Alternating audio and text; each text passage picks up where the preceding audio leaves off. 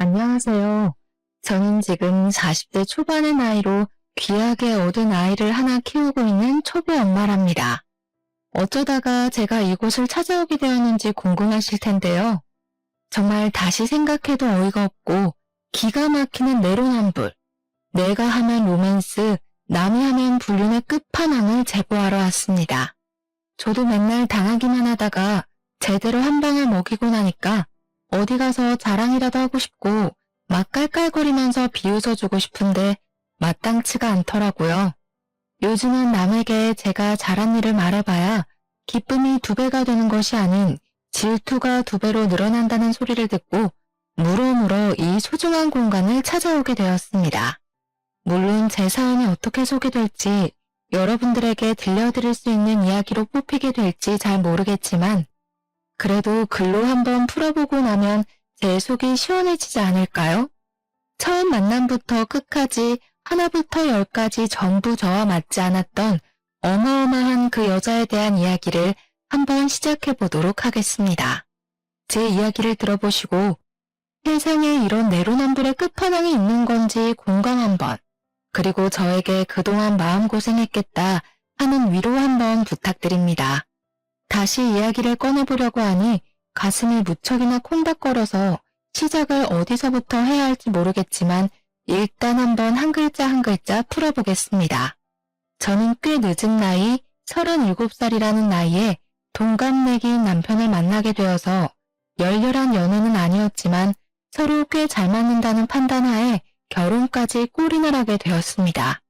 물론 나이가 있었기 때문에 새로운 사람을 만나 또다시 연애를 하고 이 사람이 어떤 성향인지 어떠한 버릇이 있는지를 다시 맞춘다는 게 힘들기도 했었습니다. 적당히 괜찮은 사람이라면 그냥 결혼을 해도 나쁘지 않겠다 수준이었는데 생각보다 남편과 저는 여러 가지 부분에서 잘 맞는 구석이 있었습니다. 거기다가 둘 다 나이가 있었으니 그동안 모아두었던 자금 또한 꽤 넉넉한 수준이었기 때문에 돈을 합쳐서 집을 구하고 살림을 차리는데 어려움이 없었습니다. 결혼을 하겠다는 이야기가 나온 이후에 양가에서는 드디어 이 골칫덩어리들을 치운다고 생각을 하신 건지 저희 부부보다 더 신이 나서 준비를 해주셨습니다. 미운 떡 하나 더 주신다는 건지 양가에서 이거저거 다 챙겨주시고 제발 이제 집에서만 나가달라고 하셔서 저희 부부는 어이가 없기도 했었습니다. 아무튼 두 집안에서 찬성하는 결혼을 하게 되었고 둘 다 나이가 꽤 있었기 때문에 아이를 빨리 낳아서 키우고 싶다는 생각을 꾸준히 하게 되었습니다. 더 있다가는 노산이고 자연 임신이 더 힘들어질 것이라는 산부인과의 말에 따라 저희는 결혼 초부터 산부인과를 꾸준히 다니며 임신을 위한 준비를 하게 되었습니다. 물론 처음에는 너무나도 어렵고 은근히 부끄럽기까지 한 검사들의 속이 상한 적도 있었고 하고 싶지 않다는 생각을 하기도 했었습니다. 하지만 그때마다 남편이 빨리 우리를 닮은 아이들을 낳아서 북적북적하게 행복하게 살자며 저를 다독여주고 감싸 안아주었기에 더 힘내서 노력을 할 수 있었습니다. 만약 저 혼자만의 노력으로 이 모든 일을 해야 했다면 중간에 몇 번이고 포기를 하고 싶었던 적이 꽤 있었을 것 같습니다. 저희 부부가 임신을 위해 노력을 하고 있다는 것을 양가에서도 물론 잘 알고 있었기에 저에게 오히려 조심스러운 모습을 보여주시면서 제가 불편함을 느끼지 않도록 해주셨습니다. 의외로 깐깐하실 줄 알았던 시부모님께서는 저와 남편의 결혼을 좋아하셨고 저에게도 잘 지내보자는 말을 몇 번이나 건네시며 본인들을 어려워하지 말라고 하셨습니다. 시부모님께서는 제 눈치를 살피시면서 자기들은 시집살이나 구박 이런 거 전혀 하지 않을 거고 제사도 없다면서 좋은 시댁이 되겠다고 약속을 해주셨습니다. 대신에 저에게 지켜야 할 부분이 있다며 내년 있는 명절 2번만큼은 꼭 시댁에서 밥을 같이 차리고 같이 식사를 하자고 하셨습니다. 늘 그런 식으로 명절을 보내왔다고 하시는데 사실 1년에 2번 가서 밥 차리고 밥 먹고 하는 거라면 누가 못하겠어요. 당연히 저도 할 수 있다고 말을 했습니다. 무슨 일이 있어도 명절은 시댁에서 보내기로 하고 결혼을 하게 된 것이었는데 결혼 후 첫 명절에 왜 시부모님께서 같이 밥 먹는 것을 그리 어려워하시며 말을 했는지 알게 되었습니다. 시댁에는 정말 제대로 된 악당이 하나 살고 있었는데 그건 바로 남편의 누나 손위 신우였습니다. 결혼식을 코앞에 둔 어느 날 추석이 다가와서 미리 예행 연습을 할 겸 시댁의 식사 분위기를 알아볼 겸 시모가 말을 했던 것처럼 시댁에 찾아가게 되었습니다.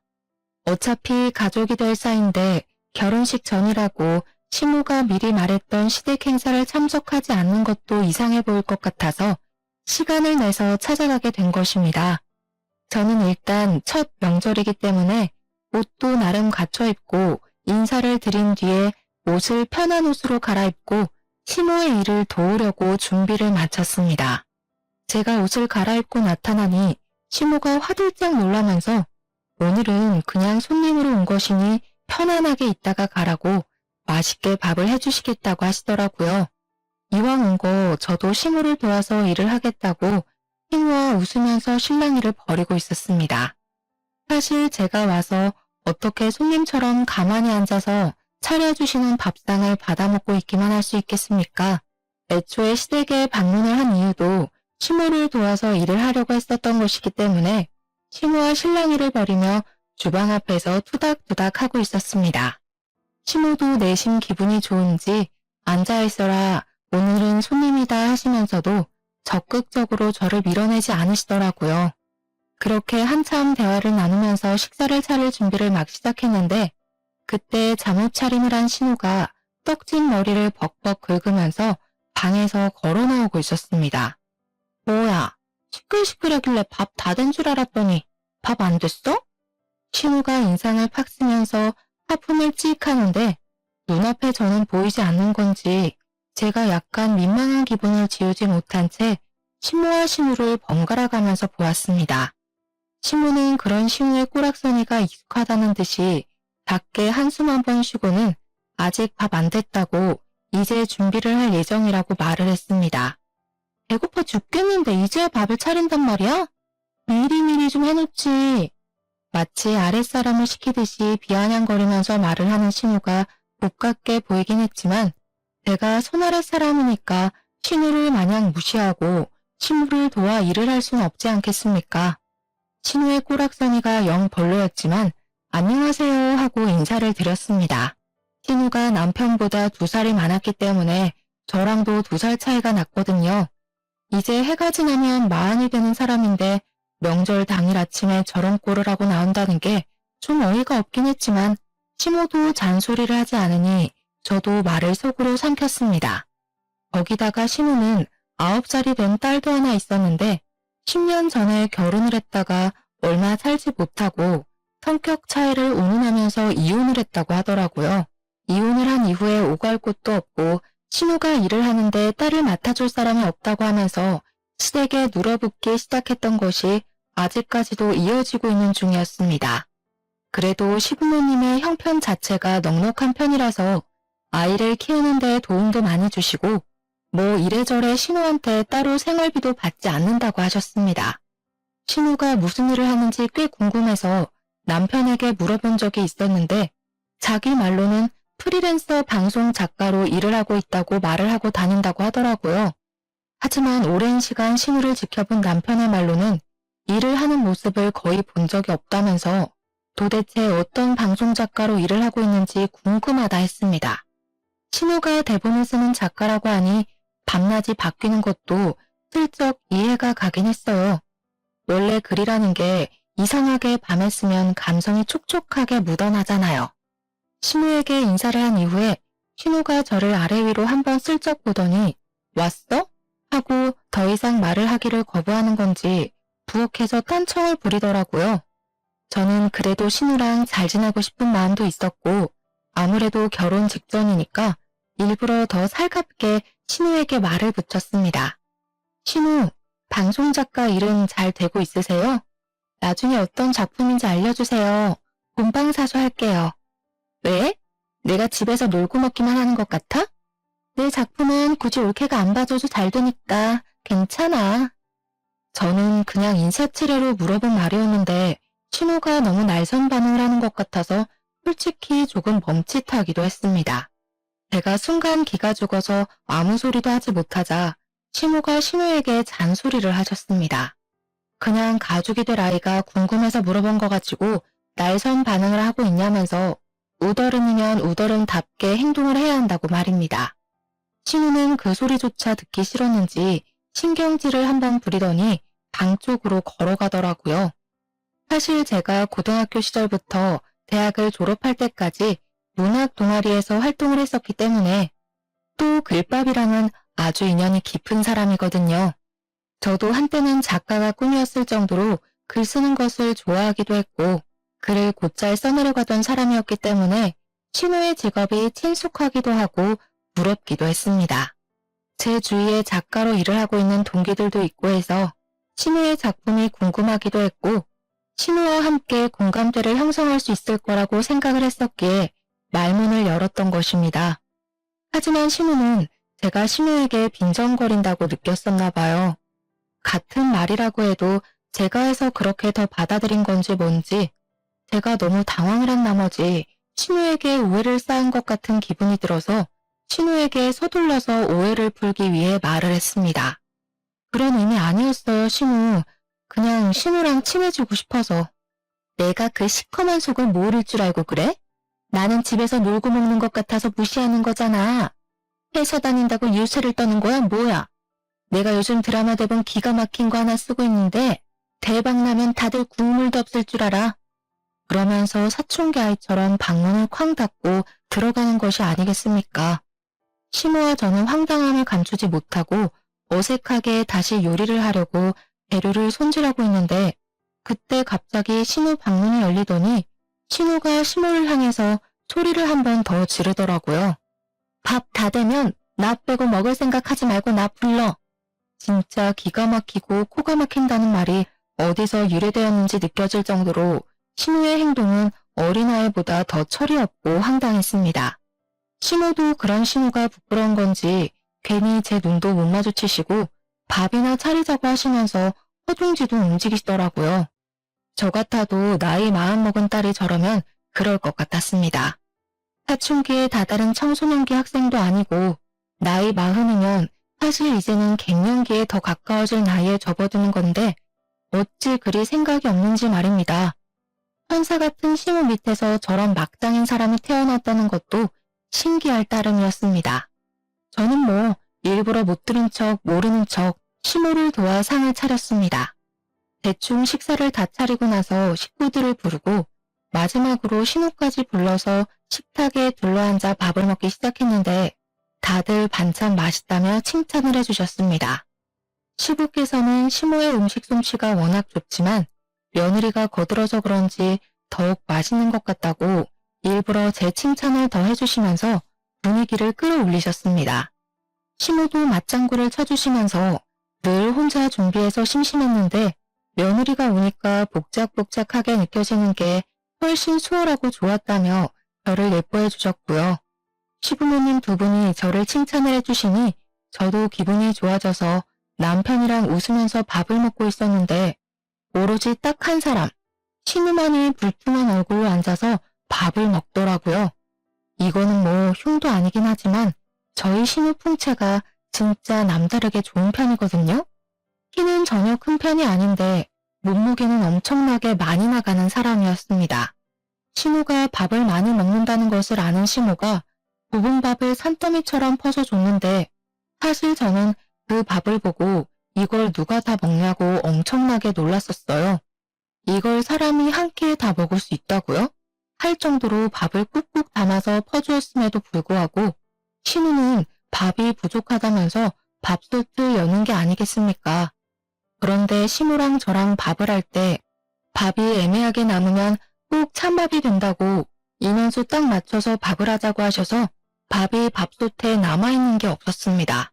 마지막 쌀 한 톨까지 싹싹 긁어서 신우의 밥그릇에 전부 올려놨기 때문이었죠. 거기다가 그 정도 밥 퍼줬으면 충분은 무슨 넘친다고 생각을 했고요. 신우가 밥솥에 밥이 없자 신경질을 확 내면서 저를 째려보는 게 아니겠습니까? 저는 왜 저한테 불똥이 튀는지 알 수 없었습니다. 일부러 밥 적게 한 거야? 나 배고프라고? 당장 쌀 씻어. 밥해. 밥을 먹다 말고 밥을 또 하라고요? 이가 먹고 누구 코에 붙여. 즉석밥 같은 것도 없어 집에? 도대체 우리 집엔 있는 게 뭐야? 그러더니 제 남편을 보고 나가서 즉석밥이라도 사오라고 신경질을 부리는 게 아니겠습니까? 오죽하면 시부모님도 황당했는지 일단 앉아서 있는 밥이나 다 먹고 말을 하라면서 신우를 말렸습니다. 지금 마누라 앞이라고 무게 잡는 거야 뭐야? 나 이걸로 모자라다니까? 명절날 점심부터 이게 뭐하는 짓이야? 나이를 먹었으면 철이라도 들어야지. 그냥 있는 밥이나 다 먹어. 남편도 지지 않고 신우에게 모진 말을 뱉더라고요. 저는 가운데서 시부모 눈치 보랴 남편 눈치 보랴 새우등 터지는 꼴로 앉아서 깨작깨작 밥을 먹고 있었습니다. 신우는 가족들이 본인의 편을 들어주지 않고 계속 무시를 하자 그게 분했는지 뭔지 갑자기 숟가락을 탁 내려놓고는 방으로 들어가더라고요. 먹는 걸로 치사하게 군다 진짜. 더러워서 안 먹어. 신우가 들어가고 나서 신우 밥 공기를 보니까 깨끗하게 싹싹 비워냈더라고요. 방으로 들어간 신우는 가족들이 식사를 마칠 때까지 나오지 않았습니다. 시부모님도 민망한지 고개 푹 숙이고 식사를 하시는데 여념이 없었고 남편만 혀를 끌끌 차면서 방으로 들어간 신우를 째려보더라고요. 으유 저 화상 저것도 누나라고. 설거지하기 싫으니까 술을 쓰면서 들어가네. 불편하고 어색한 분위기 속에서 밥을 다 먹고 설거지까지 신우랑 저랑 오순도순 해치운 다음에 다 같이 앉아서 과일을 깎아 먹을 준비를 하고 있었습니다. 그런데 우리끼리 과일을 깎아 먹으려고 하니까 방에 들어가 있는 신우가 은근히 신경 쓰이고 불편하지 않겠습니까?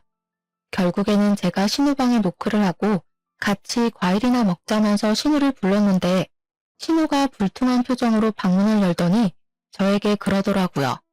과일? 나는 과일 같은 건 헛배 불러서 별로 안 좋아하는데. 빵 없어? 롤 케이크 같은 거라도 사서 왔어야 하는 거 아니야? 어떻게 된 게 내 동생이나 올케나 이렇게 센스가 하나도 없을 수가 있지? 제가 쏟아지는 질책에 어이가 없어서 이걸 들이받아야 하나 말아야 하나 고민을 하고 있는데 신우가 피식 웃더니 저한테 그러더라고요. 보통 이 정도 하면 나가서 사오던데 눈치가 없는 편이구나? 나는 우유크림 들어있는 게 좋더라. 누나는 손이 없어 발이 없어? 애도 엄마랑 아빠가 다 봐주고 누나는 방에서 뭐 한다고 그렇게 바빠? 내가 잘 나가는 드라마 작가 되면 알짤없어? 진짜 두고 봐. 그러더니 다시 한번 방문을 쾅 닫더라고요. 진짜 시부모님이 안쓰럽게 여겨질 정도로 신우의 행동은 어처구니가 없었습니다. 근데 뭐 시부모조차도 그런 신우를 포기하고 아무 말도 하지 않는데 제가 나서서 2살이나 위인 신우한테 한마디 할 수 있는 상황도 아니지 않겠습니까? 저는 이 모든 것들을 꾹꾹 눌러 참고 언젠가 기회가 오면 신우에게 한마디 크게 해줘야겠다 생각을 하고 마음에 담아두고 있었습니다. 당연히 빵은 시부모님께서 사오지 말라고 하셔서 남편도 저도 사러 다녀오지 않았습니다. 빵까지 사오라고 했으면 참지 못하고 한마디 했을지도 모르겠어요. 그 이후에 결혼식을 올리게 되었고 결혼식 당일에 신우는 아무 소리도 하지 않고 얌전히 자리를 지키고 있더라고요. 얼마나 가슴이 조마조마했는지 시집살이를 시키지 않겠다는 말을 지키려고 노력을 하시는 건지 뭔지 시부모님은 저에게 따로 연락조차 하지 않으시며 일상을 보내고 있었습니다. 하지만 전혀 엉뚱한 곳에서 시집살이가 시작되었는데 그것은 바로 집에서 놀고 먹는 신우였습니다. 도대체 하는 일도 전혀 없는 백수나 다름없는 사람이면서 왜 저를 부려먹으려고 그렇게 눈에 불을 켜고 달려드는지 알 수가 없었습니다. 저는 직장을 다니고 있는 사람인데 평일이고 주말이고 할 것 없이 자꾸 저에게 이것저것 부탁을 빙자한 심부름을 시키는 게 아니겠습니까? 차라리 딱 잘라서 심부름 같아 보이면 저도 거절을 할 텐데 안 들어줄 수도 없는 그런 애매한 것들을 시키더라고요. 우리 엄마가 단팥빵이 먹고 싶다고 하던데 혹시 백화점 지하 1층에 있는 빵집에서 사다 줄 수 있어? 엄마가 너무 찾네. 마침 거기 올케네 집 근처잖아. 우리 애가 올케랑 같이 영화를 보러 가는 게 소원이라고 하던데 혹시 주말에 우리 애 좀 데리고 영화 보고 밥도 먹고 할 수 있어? 요즘 몸이 허한지 글쎄 홍삼 선물 같은 거 한번 들어왔으면 좋겠다 싶더라. 우리 엄마가 손녀딸 보느라 힘들잖아. 자꾸 시댁 핑계를 대면서 저에게 이것저것을 조르는데 염치가 없어도 너무 없지 않겠습니까? 거기다가 다른 건 몰라도 시조카를 저에게 맡기려고 하는 건 선 넘었다고 생각했습니다. 하지만 시조카가 신호와는 다르게 일찌감치 철이 조금 들어있었고 평소에도 귀찮게 굴거나 하지 않았기 때문에 신우를 위해서가 아니라 황혼 육아로 힘들어하시는 신우를 위해서 신우의 심부름을 했어요. 신우 생각에 제가 가끔 시조카를 대신 돌봐주기도 하고 그렇게 시간을 보내고 있었습니다. 하루는 신우에게도 일이 있어서 안 된다며 신우의 간곡한 부탁에 시조카를 보게 되었는데 9살이면 초등학생이지 않겠습니까? 같이 마트에 갔다가 유행하는 캐릭터 인형을 선물로 사주게 되었는데 시조카가 정말 선물이라는 걸 처음 받아보는 사람처럼 너무 좋아하더라고요. 시조카가 처음으로 아이 같은 모습으로 방방 뛰는데 이런 걸 자주자주 사줘도 되겠구나, 선물하는 보람이 있구나 하고 느끼게 되었습니다. 그런데 어느 날 저녁에 신우에게서 전화가 와가지고 저에게 성질을 버럭 부리는 게 아니겠습니까? 이런 걸 왜 사주서는 애가 다른 모양의 캐릭터까지 사달라고 하게 만드는 거야? 그 많은 것들 중에서 덜렁 한 개만 사줄 거면 올케 때문에 우리 애가 인형 사달라고 조르고 난리가 났으니까 다른 인형까지 올케가 사줘. 신우, 하나씩 모으는 재미가 있어야죠. 신우가 좀 챙겨주세요. 요즘 애들은 저런 거 하나씩 다 가지고 논대요. 가끔 칭찬해줄 일 있을 때마다 하나씩 사주면 되잖아요. 내가 대기업에 다니는 뭐라니? 돈 있는 너네가 사다 주면 몰라도 내가 무슨 돈이 있어서 저 비싼 걸 하나하나 챙겨서 주냔 말이야. 내 옆에서 듣고 있던 남편이 씩씩거리면서 전화를 바꿔들고는 앞으로는 국물도 없을 줄 알라고 사줘도 이런 전화를 받아야 하는 거냐고 버럭했습니다.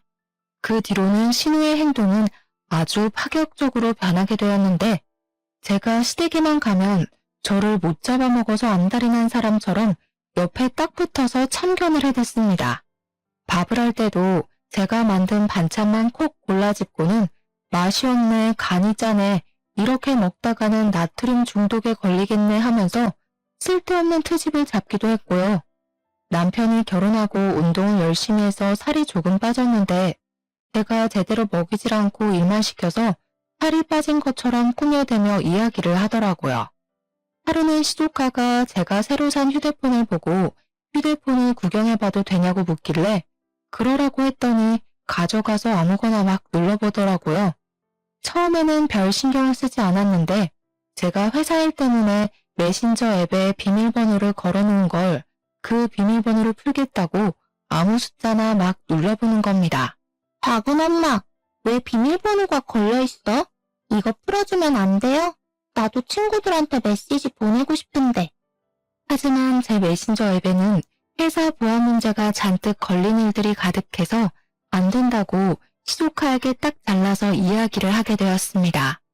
사실 메신저 앱 말고 그냥 일반 문자 메시지 써도 되는 일이기 때문에 시조카를 설득하려고 했는데 신우가 그걸 보더니 바로 시부모 앞에서 비아냥거리더라고요. 올케, 수상하게 왜 비밀번호를 걸어서 메신저를 못 쓰게 해? 혹시 바람이라도 피우는 거 아니야? 어디 한번 풀어봐. 우리 구경이나 하자. 바람 피우는 거면 어떡해. 아직 결혼한 지 1년도 안 됐는데. 알고 보니 전 남자친구들이랑 연락하고 지내는 거 아니야? 신우, 그게 무슨 소리예요. 저 그런 적 한 번도 없고 회사 보안 문제 때문에 어쩔 수 없이 걸어둔 거예요. 올케, 정색하는 거야 지금? 농담인데 뭘 그렇게 과하게 반응을 하고 그래. 농담이어도 할 말이 있고 하면 안 되는 말이 있죠. 시부모님도 다 계신데. 지금 올케가 나 가르치는 거야? 세상 오래 살고 볼 일이네. 아니 내가 궁금해서 물어보는 거잖아. 궁금해서. 혹시 바람이라도 피우고 있으면 우리 동생은 낙동강 오리알 되는 건데 안 그래? 그러게 왜 의심스럽게 메신저 앱만 비밀번호를 잠가놨냐 이거지. 회사 보안 문제 때문이라고 말씀드렸잖아요. 세상에 어느 회사가 이런 메신저로 일거리를 주고받아? 다 회사 이메일이나 그런 거 쓰는 거 아니야? 자꾸 숨기니까 더 의심되네. 어디 한번 까봐. 신우가 자꾸 말도 안 되는 트집을 잡으면서 요구를 하니까 한번 보여줄까 하는 생각이 들다가도 열이 받아서 보여주고 싶지 않더라고요. 저랑 신우랑 대치를 하고 있는데 분위기가 점점 험악해지니까 시부가 나서서 중재를 한다고 제 편을 들어주셨습니다. 막장 드라마 같은 것만 보고 있으니까 그런 식으로밖에 상상이 안 되지. 말 본세하고는 할 말이 없어서 그런 말을 농담이라고 해? 우리 가족 맞아? 나도 올케랑 친해지고 싶어서 그런 건데 왜 나만 가지고 그래? 그러면서 또 방으로 들어가 버리는 게 아니겠습니까? 진짜 제 앞에 있는 시조카보다 정신 연령이 어린 것 같아 보였습니다. 오죽하면 시조카가 저에게 외숙 후 죄송하다면서 휴대폰을 돌려주더라고요. 괜찮다고 말을 하긴 했지만 시조카가 조금 안쓰러워 보이고 마음이 쓰였습니다. 그 뒤로 한동안 시댁에 불편해서 발걸음하지 않았네요. 사실 저희 부부는 결혼 초부터 산부인과를 다니면서 아이를 가지기 위해 노력을 많이 했었는데요. 병원에서 몇 차례 배란일에 시도를 해보라고 해서 배란일 체크도 하고 백방으로 노력을 했지만 아이가 잘 들어서지 않았어요. 그래서 결혼하고 1년이 지나면 시험관을 하기로 했었습니다.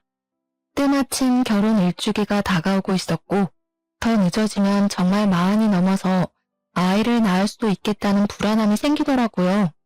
저와 남편은 조금 몸이 힘들더라도 하루빨리 아이를 가지고 싶다는 생각에 시험관 시술을 하기로 결정을 했고 그 복잡하고 힘든 과정을 2차례 반복을 했습니다. 첫 술에 배부를 수 없다는 말처럼 처음에는 실패로 돌아갔기 때문에 2번째에는 영양제도 더 잘 챙겨 먹고 마음의 안정을 가지려 노력을 하면서 시도를 하게 됐습니다. 간절한 바람 때문이었는지 아니면 정말 때가 되어 찾아오게 된 것인지 시험관 2번째 시도 만에 뱃속에 우리의 소중한 결실이 자리 잡게 되었습니다. 저는 안정기가 올 때까지 시댁과 친정에 알리지 않았고 병원에서도 착상이 잘 되었지만 임신 10주가 넘어갈 때까지는 조심하라고 해서 정말 조심하면서 지냈습니다. 당연한 수순으로 아이를 위해 저는 회사에도 사표를 내게 되었고 그렇게 뱃속에 자리 잡은 아이가 무럭무럭 자랄 때까지 꼼짝도 하지 않고 지냈습니다. 그 덕분에 아이는 건강하게 매주 자라났고 저는 그제야 시댁과 친정에 알렸으며 양가에서는 눈물을 줄줄 흘릴 정도로 너무 좋아하셨습니다. 엄마가 된다는 것은 또 새로운 경험이었기 때문에 정말 공부할 것이 많아서 하루 종일 집에서 태교에 힘쓰고 육아에 대한 공부를 하면서 하루하루를 보냈습니다. 하지만 신우는 제가 임신한 것이 불만이었는지 뭔지 대놓고 말을 못하지만 은근히 구시렁거리더라고요. 저는 아이에게 좋은 것만 들려주고 싶어서 시댁의 발길을 끊었습니다. 당연히 이 부분은 시부모님께서도 양해를 해주셨기 때문에 가능한 일이었습니다. 아이를 출산한 이후에는 정말 육아가 지옥이라는 말이 왜 생겼는지 알 수 있을 만큼 정신없는 나날을 보내게 되었습니다. 아이만 바라보면서 살기 시작한 지도 1년이라는 시간이 흐르고 저는 경력이 단절되어 버린 제 사회생활을 그리워하면서 지내게 되었습니다. 물론 아이를 본다는 것은 너무 행복하고 기쁜 일이긴 했지만 그래도 저만의 목표라는 게 존재했는데 그 꿈을 다 이루지 못하고 출산과 육아를 위해 내려놨어야 했으니까요. 은근히 쳇바퀴처럼 돌아가는 일상에 무료함을 느끼고 바쁘게 사회생활을 하는 남편이 부럽게 느껴질 때쯤 저에게 우연치 않은 기회가 찾아왔습니다. 어느 날 대학 동아리를 같이 했던 선배에게 연락이 오게 되었는데 제가 대학 시절에도 문학 동아리에서 활동을 했었거든요. 저에게 요즘 뭐 하고 있냐고 애 키우느라 바쁘냐고 물어보시길래 바쁘긴 하지만 이제 조금 여유라는 것도 생기고 그럭저럭 살만하다고 말을 했습니다. 저에게 일은 하지 않고 지내냐고 조심스럽게 물어봐서 일을 그만두게 되었다고 했더니 잘 됐다고 박수를 짝 치는 게 아니겠습니까? 내가 요즘 단편 드라마 대본을 쓰고 있는 중이거든? 근데 혼자서 쓰는 게 너무 힘들더라고. 요즘은 대본도 다 그룹으로 무리지어서 아이디어 쪼개서 쓰는 거 알지? 그래서 하는 말인데 나랑 같이 일해볼 생각 없어? 가끔 미팅만 하면 되고 집에서 여유로울 때 일하면 되는 거라. 제가 그걸 할 수 있을까요?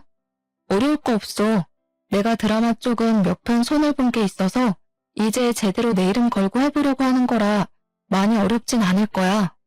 어차피 재택근무로 일을 할 수 있는 것이고 저도 아이가 자는 시간 동안에는 시간이 남으니까 가능하겠다 싶은 생각이 들었습니다. 거기다가 일이라는 걸 해야 몸이 조금 더 활동적으로 쓰일 것 같다는 마음에 선배에게 잠시 고민을 하다가 하고 싶다고 말을 하게 되었습니다. 남편도 제 결정에 힘을 실어주면서 아이가 자는 시간뿐만 아니라 자기가 퇴근하고 돌아오면 애를 봐주겠다고 한번 해보라고 하더라고요. 막상 일을 시작하기 전에는 제가 과연 이런 일을 잘할 수 있을까 걱정이 앞섰는데 일을 하니까 아이디어가 마구마구 샘솟는 게 아니겠습니까? 제가 왕년에 쓰던 실력들이 죽지 않아서 그런 건지 아니면 결혼 후에 신우 덕분에 막장을 많이 겪어서 그런 건지 모르겠지만 말입니다. 선배가 쓰는 드라마 대본에 찰지게 대사를 팍팍 붙여 넣어가며 막장을 더 막장처럼 만들었더니 선배가 진짜 이런 생각은 어떻게 하는 거냐고 존경하더라고요. 차마 우리 신우 덕분에요 라고 말은 못하고 상상의 나래를 펼쳤다고 말을 했죠 뭐. 맨날 집에서 애만 보고 있다가 갑자기 일을 시작하니까 너무너무 재미있고 저 혼자만의 시간을 가질 수 있어서 행복하기까지 했습니다. 제가 즐거워하는 걸 보고 남편도 시댁에 가서 이야기를 했고 시부모님께서도 너무 잘 됐다고 응원을 해주셨는데 신우가 갑자기 버럭했다는 겁니다. 글 쓰는 게 애들 장난처럼 쉬운 줄 아나? 뭐 그렇게 쉽게 한다고 난리들인지. 이러니까 작가들이 다 욕먹는 거야. 퀄리티가 별로라고. 신우는 아마 제가 신우랑 같은 직종으로 일을 하게 된 것에 대한 질투심 혹은 자격지심 같은 게 있는 것 같아 보였습니다. 아무튼 제가 도운 선배의 대본이 대형 방송사랑 계약을 하게 되면서 선배가 신인 작가로 이름을 알리게 된 아주 좋은 기회가 되었습니다. 저한테 대사를 찰지게 써주어서 계약이 된 것 같다면서 명품 선물도 보내주고 남편도 저에게 작가님, 작가님하고 부르면서 축하한다고 말을 해주었습니다. 시댁 친정에서도 드라마 계약 소식을 전해 듣고 대견하다고 해주었는데 유일하게 신우 한 명만 배알이 꼬여서 어쩔 줄 몰라 하더라고요. 이유야 뭐 뻔하지 않겠습니까? 자기도 방송 작가라고 말을 하고 다니는데 제대로 이름을 날린 게 한 편도 없으니까요. 옳게 이름으로 들어간 작품도 아닌데 작가님은 무슨, 다들 뭐 그렇게 비행기를 띄우고 그래? 허세 부리지 마. 저게 뭐 대단한 건 줄 알아? 나도 다른 유명 작가한테 묻어가면 시청률 1위 찍는 대본? 그거 우습게 쓰지. 속으로 우리 선배도 유명 작가 아니고 이제 막 첫 작품을 시작한 신인 작가라고 말을 하고 싶었지만 그래봐야 거품 물고 있는 신우랑 머리채 특기밖에 더하겠나 싶었습니다. 한 번이라도 곱게 칭찬을 해줬으면 저도 기분 좋았을 텐데 시기 질투가 워낙 심해서 뭐 바라지도 않았어요. 그렇게 1년 반이라는 시간이 더 지나고 드라마 첫 화가 반영되는 날을 기념해서 시댁에 다 같이 앉아서 TV를 보기로 했습니다. 솔직히 저는 그냥 대사만 거들었던 드라마였지만 시부 신우가 너무너무 재미있다면서 엄청나게 집중을 해서 드라마를 시청해 주시더라고요. 그런데 첫 화에서 남자 주인공이 불륜을 피우는 장면이 나오는데 그걸 보더니 신우가 콧방귀를 끼면서 시비를 걸고 넘어지는 게 아니겠습니까? 옳게 진짜 바람 피우는 거 아니야? 대본을 어떻게 저렇게 쓸 수 있지? 하루 이틀 해본 솜씨가 아닌 것 같은데? 그러면서 제 남편을 보면서 이렇게 이야기를 하더라고요. 동생아, 이 누나 말 잘 들어. 저런 경험이 없으면 대본도 쓸 수가 없는 거야. 예전에 올케가 휴대폰에 메신저도 숨기고 하던 거 기억하지? 올케가 남자 만나고 그러고 다니는 거 아니야? 우리 동생 진짜 조심해야겠다. 그러면서 제 불륜을 다시 한번 의심하는 게 아니겠습니까? 속에서 뜨끈뜨끈한 열불이 막 올라오더라고요. 시댁 식구들 다 집중해서 드라마를 보고 좋은 분위기를 형성하고 있었는데 찬물을 끼얹어도 어떻게 이렇게 완벽한 타이밍에 확 던지는 건지 저도 참지 못하고 신우에게 결국 한 방을 던지기로 결심하고 입을 뗐습니다. 아, 작가의 경험이 대본에 녹아드는 거라고 하셨죠? 그럼 형님도 지금 쓰시고 있는 대본 다 형님 경험이신 거예요? 신우 얼굴이 순식간에 새하얗게 질리는 게 아니겠습니까? 사실 지난 명절에 신우가 시켜서 시댁 구석구석 청소기를 돌리고 신우 방에도 청소기를 돌려주겠다고 들어간 적이 있었습니다. 그때 우연치 않게 켜져 있는 노트북을 발견했고 대본이 쭉쭉 써져 있는 걸 봤는데 저장을 해두지 않았더라고요. 혹시 제가 청소하다가 건드리기라도 할까봐 저장 버튼을 눌러주었습니다. 그러다가 정말 의도치 않게 신우가 쓴 대본을 몇 줄 읽게 되었는데 내용이 정말 저급한 삼류소설이 따로 없다 싶을 정도로 구렸습니다. 읽어보니까 여자 주인공이 남편 몰래 바람을 피워서 이혼을 당하고 사는 이혼녀의 내용이었는데 이혼 후에 만난 여러 남자들에 대한 이야기를 시나리오 형식으로 써놨더라고요. 이 내용만 봐도 어떤 건지 딱 감이 오지 않겠습니까? 바로 신우가 일기처럼 본인 경험에 대해 줄줄 늘어놓은 것이구나 하는 생각이 들었습니다. 그래서 저는 드라마가 끝나기 무섭게 TV를 끄고 시부모님이 듣고 계신 자리에서 당당하게 다 말을 했습니다. 신우, 저 정말 궁금해서 그러는데 혹시 바람 피워서 이혼당하신 거예요? 예, 아니야. 그 썩을 사위놈이 바람을 피워서 이혼한 거야. 세상에 어떻게 지초를 두고 바람을 피우는 짓을 할 수가 있는지. 엥? 어머님, 잘못 알고 계신 것 같아요. 형님이 좀 전에 그랬잖아요. 작가는 경험에서 어우러진 내용을 쓴다고요. 제가 저번에 본 형님 대본에는 주인공이 딴 남자랑 바람 피워서 이혼당한 싱글맘에 대한 내용이던데요. 아, 그리고 제가 정말 몰라서 물어보는 거예요. 거기에 호프집에서 만난 키가 185cm인 남자에 대해 써져 있던데 신우가 혹시 이번 주에 외박하지 않았어요? 신우가 진짜 엄청나게 당황하더니 저에게 정신나간 년이라고 말을 하면서 악담을 퍼붓는 거냐고 절대 아니라고 시부모님 앞에서 고래고래 소리를 지르더라고요. 저는 일부러 신우 열받으라고 비아냥거리면서 이야기를 했습니다. 아, 아니면 말고요. 저도 농담이에요. 뭘 그렇게 발끈까지 하세요? 그냥 형님도 작가시니까 본인 경험이 대본에 적혀있진 않을까 확인차 물어본 건데 그렇게 화를 내시니 더 의심스럽네요? 제가 일부러 억지 웃음을 지으면서 말을 하는데 남편이 그 분위기에서 아주 조용히 입을 열었습니다. 사실 누나가 바람 피운 거 맞잖아. 엄마 아빠, 사실은 누나가 바람 피워서 이혼당한 거 맞아. 내가 몇 년 전에 누나 이름으로 온 이혼소송장 읽어봐서 알아. 누나가 잘못해서 이혼당한 거야. 그 순간 분위기가 싸해지더니 시모가 갑자기 머리를 부여잡고 목소리를 내시면서 주저앉으시고 시부는 신우한테 그게 사실이냐고 추궁을 시작하셨습니다. 신우가 처음에는 허옇게 질려서 아무 말도 못하더니 다 들켰다는 생각이 들었는지 조금은 뻔뻔할 정도로 순순히 맞는다고 대답을 했습니다. 그러니 시부가 부들부들 떨리는 몸을 하고서 신우에게 분노를 억누르고 말을 하시더라고요. 너 여태 거짓말한 거야? 어떻게 부모를 속여? 왜 애꿎은 사회 욕을 하게 만들어? 넌 네 딸 보기 부끄럽지도 않냐? 철이 없어도 어쩜 이렇게 철이 안 들어? 언제까지 부모가 네 그늘막이 되어줄 것 같냐? 너 안 되겠다.